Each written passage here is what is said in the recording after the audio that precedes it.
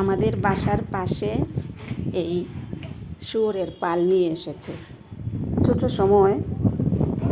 সময় কেন, বড় হয়েও শুনি আশপাশে অনেকেই বকাবাদ্য করে, বিশেষ করে মা বাবারা। যদিও বকা দেওয়া উচিত না, তারপরেও দেয়। শুয়োরের বাচ্চারা কথা শোনে না। আসলেই এগুলো যে কথা শুনে না, এই দেখলাম ধূপ ধাপ করে বাড়ি দিচ্ছে। আর কতগুলো শুয়োর, এর জন্য 3 জন মানুষ তাবেদারি করছে।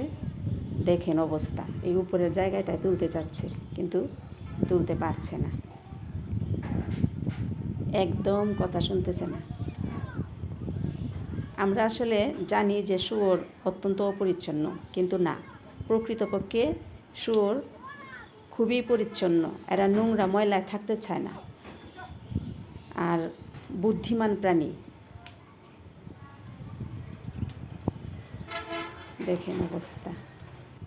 আমি ঘর থেকে বারান্দায় থেকে দাঁড়িয়ে দাঁড়িয়ে দেখছি আর ভিডিওটা করলাম। এই যে আস্তে আস্তে উঠছে, দেখতে পাচ্ছি।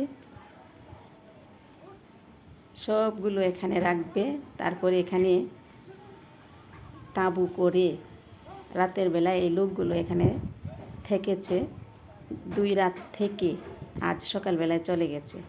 অবশ্য সকালবেলায় চলে যাওয়ার সময়ের একটা ভিডিও করেছি, সেটা অন্য একটা ভিডিওতে দেখাবো। দেখেন অবস্থা। আশপাশের ক্ষেতগুলো এখন অবশ্য বৃষ্টিতে একদম তলিয়ে গেছে।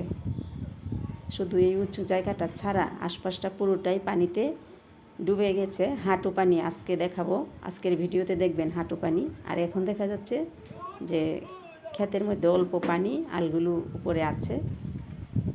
কিন্তু আজকের ভিডিওটা যেটা করেছি সেটাতে আলগুলো ডুবে গেছে, প্রচুর পানি হয়েছে 3 দিনের বর্ষণে। আমি একটা বিষয় চিন্তা করছি যে আমরা তো যথেষ্ট ভালো আছি, এই লোকগুলো এই ঝড় বৃষ্টি বাদল এগুলোতেও তাঁবু গেড়ে যেখানে সেখানে থাকে।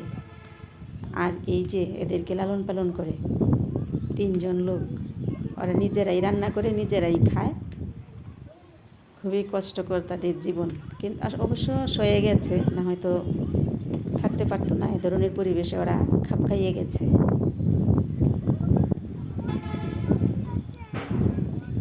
আপনাদের দেখার জন্য আমি ভিডিওটা দিলাম, দেখে নিন। অনেকগুলো শুয়োর। সবাই ভালো থাকবেন, সুস্থ থাকবেন। আল্লাহ হাফেজ।